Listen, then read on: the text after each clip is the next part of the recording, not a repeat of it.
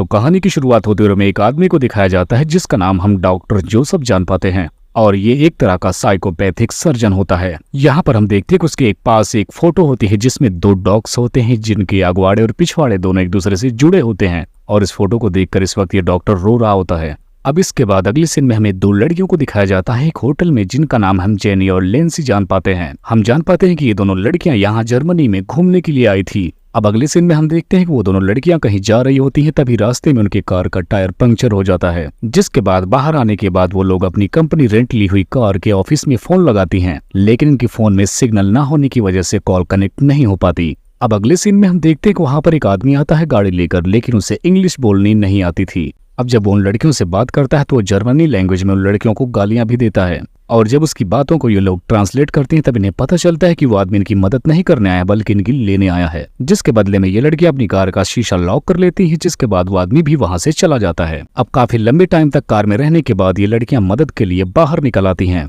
और इन्हें दूर कहीं बाहर एक घर दिखाई देता है। अब वो दोनों लड़कियां अपनी मदद मांगने के लिए उस घर का दरवाजा खटखटाती हैं, जिसमें से वही सर्जन बाहर आता है जिसका नाम डॉक्टर जोसेफ होता है और दो अकेली लड़कियों को देखने के बाद उन्हें फौरन अपने घर के अंदर बुला लेता है, जिसके बाद डॉक्टर जोसेफ उन दोनों लड़कियों के लिए 2 गिलास पानी लेने के लिए जाता है, लेकिन इस दौरान वो पानी में बेहोशी की दवाइयां मिला देता है। अब पानी देने के बाद लेंसी तो पानी पी लेती है, लेकिन जेंसी के हाथों से गिलास गिर के टूट जाती है, जिसके बाद हम देखते हैं कि अब वो डॉक्टर अपनी लैब में जाता है और वहां से एक खास तरह का इंजेक्शन अपने साथ में रख लेता है। अब जब तक वो बाहर आता है तब तक लेंसी बेहोश हो जाती है और उसकी फ्रेंड को भी डॉक्टर इंजेक्शन देकर बेहोश कर देता है। अब अगली सुबह जब उन दोनों लड़कियों की आंखें खुलती हैं तब वो खुद को एक बेड से बंधा हुआ पाती हैं और इसके अलावा उनके बगल में एक आदमी भी लेटा हुआ होता है और यहाँ पर वो तीसरे आदमी के पास आता है ये बोलते हुए कि तुम मैच नहीं हो पाए और इतना कहकर वो उसे मारने लगता है। अब अगले दिन हमें दिखाया जाता है कि डॉक्टर जोसेफ एक और लड़के को लेकर अपने लैब में आता है। अब उस लड़के को अपने लैब में आने के बाद बताता है वो कि उसने कुछ महीनों पहले एक एक्सपेरिमेंट किया था जिसमें उसने 2 कुत्तों को एक में जोड़ दिया था और उन कुत्तों को सीरीज वाइज में जोड़ा था। अब इसके बाद वो इन तीनों के बारे में बताता है कि जो ऑपरेशन वो इनके ऊपर करने वाला है वो कैसा है। यहाँ पर वो बताता है कि इस ऑपरेशन में तुम तीनों की घुटनों की लिगामेंट्स को काट दिया जाएगा जिसकी वजह से वो खड़े नहीं हो पाएंगे, जिसके बाद वो एक के लिप्स को दूसरे के एनएस से कनेक्ट कर देगा, जिसके लिए उसे पहले वाले का मुंह फाड़ना पड़ेगा और उसके सारे दांत निकालने पड़ेंगे। अब ऐसी बात सुनने के बाद वो तीनों बहुत ही ज्यादा डर रहे होते हैं और मदद के लिए गुहार लगा रहे होते हैं, लेकिन इसकी लैब ऐसी जगह पर थी जहाँ से चिल्लाने की कोई आवाज बाहर नहीं जा सकती थी। अब यहाँ पर वो बताता है कि तुम लोग खाना कैसे खाओगी, यानी जब पहला इंसान खाना खाएगा तो उसके पेट से निकलता हुआ दूसरे मुंह में चला जाएगा, जिसके बाद वो दूसरे नंबर के बाद तीसरे नंबर तक भी खाना वैसे ही पहुंच जाएगा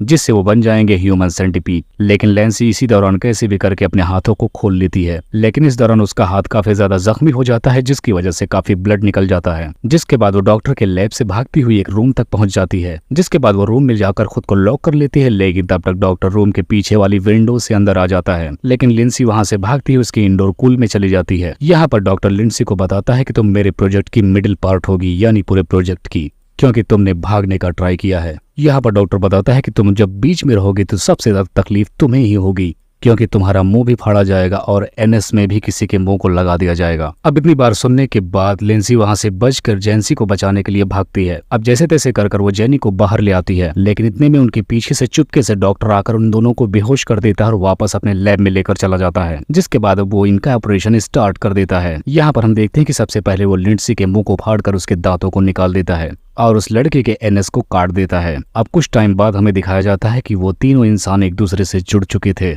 सबसे आगे हम उस लड़के को देखते हैं और उसके पीछे लिंसी को और उसके भी पीछे हम जेनी को देख पाते हैं और इस वक्त वो उनके साथ कुत्तों जैसा बर्ताव करता था। वो उन्हें अब अपनी गेज में रखने लगा था, इसके अलावा उन्हें अपने इशारों पर चलाने की कोशिश करता था। इसके अलावा खाने में उनको डॉग फूड ही दिया जाता था, लेकिन डॉग फूड तो सिर्फ वो लड़का खाता था, जिसके बाद उसका खाना उसके मल के द्वार से निकलकर लिंसी के तक पहुंचती थी, जिसके बाद जेनी को भी वही खाना मिलता था। अब अगली बार हम देखते हैं कि जोसेफ उन सबका चेकअप कर रहा होता है, जिसमें उसे पता चलता है कि जेनी की हालत अब ज्यादा ठीक नहीं है, वो कुछ ही दिनों में मरने वाली है, जिस पर वो बोलता है कि मुझे तीसरा इंसान ढूंढना होगा और तुम्हें रिप्लेस करना होगा। तभी उसके घर पे अचानक से 2 पुलिस वाले आ जाते हैं और डॉक्टर से सवाल करते हैं कि हमारे शहर में कुछ लोग गायब हो रहे हैं, लेकिन उनकी गाड़ियां उनके घर के आसपास ही मिल रही हैं। लेकिन डॉक्टर जोसेफ बताता है कि मुझे इस बारे में बिल्कुल कुछ नहीं पता, क्योंकि मैं अपने काम में हमेशा बिजी रहता हूँ, मुझे किसी और का कोई खबर नहीं रहता। अब इस बार भी डॉक्टर जोसेफ उन दोनों के लिए पानी लेने जाता है और उसमें ड्रग्स मिला देता है, लेकिन वो दोनों पुलिस वाले जब पानी नहीं पीते तो उसका बर्ताव चेंज होने लगता है, जिसके बाद उसके हाथ पर मारकर पुलिस वाले वो गिलास गिरा देते हैं और इस तरीके से इस बार इसकी ये ट्रिक फेल हो जाती है। जिसके बाद अब वो नीचे लैब से अपनी सिरिंज लेने जाता है और यहाँ पर वो जेनी को भी बताता है कि तुमसे रिप्लेस करने के लिए मुझे 2 हेल्थी इंसान मिल गए हैं। और जब वो सिरिंज लेकर जाने लगता है तभी उसके हाथों से जल्दीबाजी में एक सिरिंज गिर जाती है और वो पुलिस उसको देख लेती है,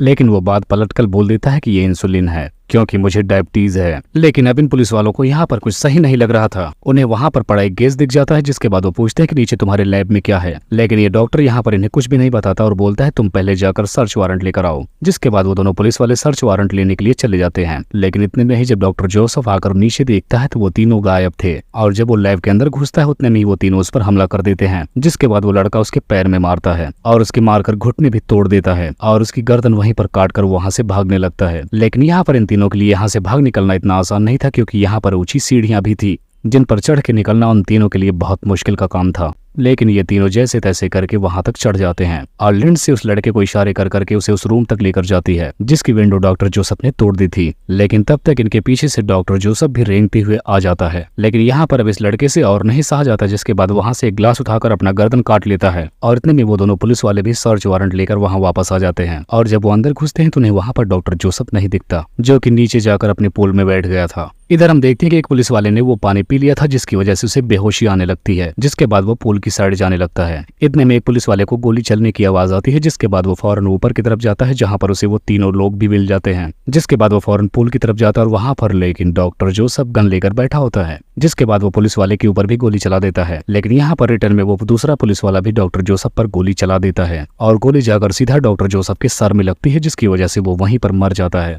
और ऊपर जेनी की हालत काफी ज्यादा खराब थी, यानी वो भी मरने वाली थी। और इसी को दिखाते हुए इस कहानी का यहीं पर एंड हो जाता है।